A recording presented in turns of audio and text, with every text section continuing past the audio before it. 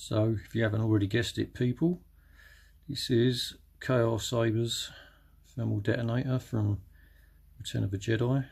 Obviously Princess Leia disguised as a bounty hunter. I can tell you, this is one weighty piece of kit. If someone broke into my house, I wouldn't have a problem throwing this at their head and worrying about it. I'd be more worried about their head breaking. It is proper hefty. This is probably heavier than most of the lightsabers that I own.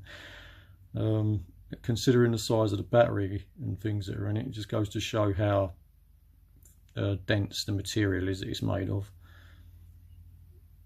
Obviously it slides. We've seen it from Cal's previous videos.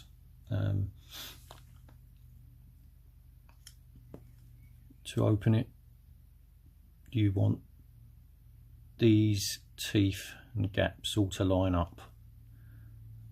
So obviously this is instructions for the new owner as well, so you've got little teeth that line up with certain lines on it to line the LEDs on the front up properly. It's a tight fit. So what you want to try and remember is, when you're putting it back together, is you've got a thin, a medium and a thicker line, with a thick line either side, and the one that lines up with the LEDs is this one here, which has got this long notch and this little dink here. So it's got a bigger dink and a small dink. I said dink, not the other word, by the way, before anyone says something.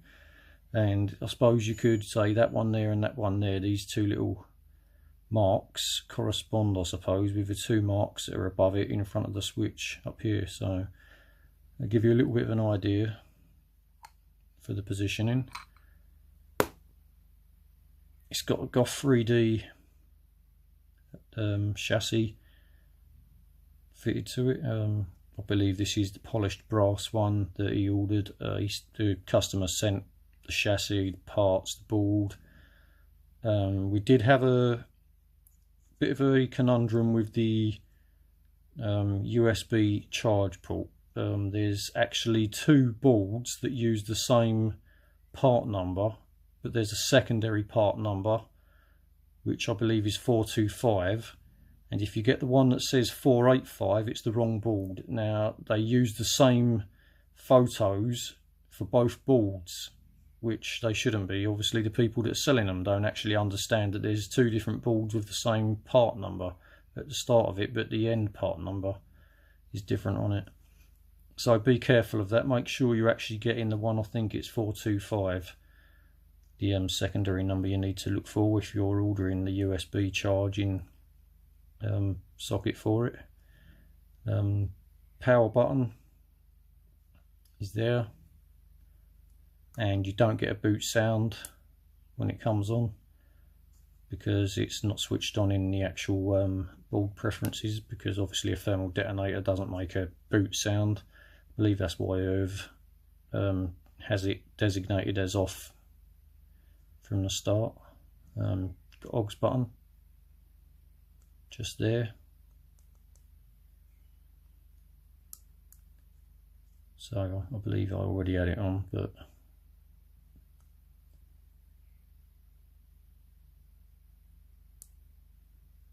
or not.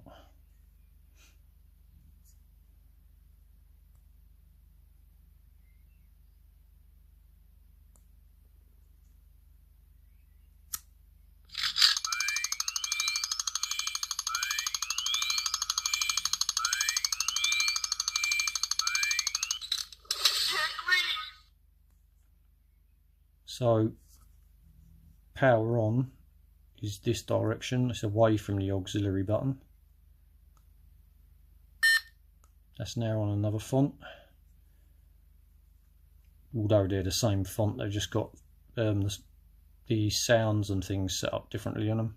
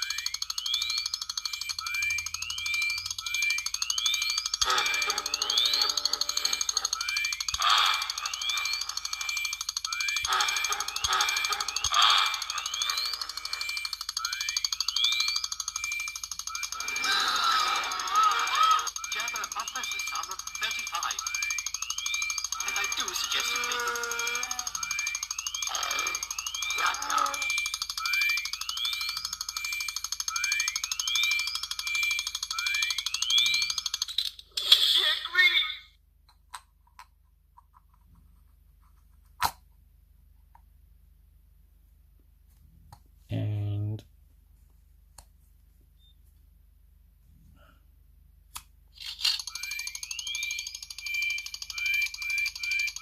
obviously in this mode it hasn't got the auxiliary button because it didn't set this up with the extra part for the auxiliary, so you've just got the basic clashes.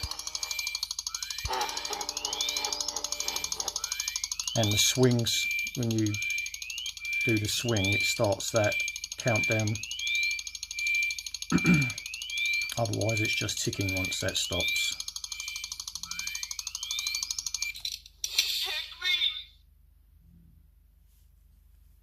So again, once you finished, that kills the power completely towards the auxiliary button is off. The one thing you may find is the boot time is a little bit slow. I believe whoever's increased it on the new version of it, because it's the V3, this board, I believe there's a new one with a faster boot on it. The delay could possibly be down to the USB recharger on it. I don't know how long that takes to switch power from off to on to supply it to the board, whether it's immediate or whether there's some type of delay. So sometimes you might switch it on, you might throw that back and nothing will happen for a few seconds, and then it will decide to wake up and come on. But yeah, so there you have it guys. That's the KR Sabers Thermal Detonator.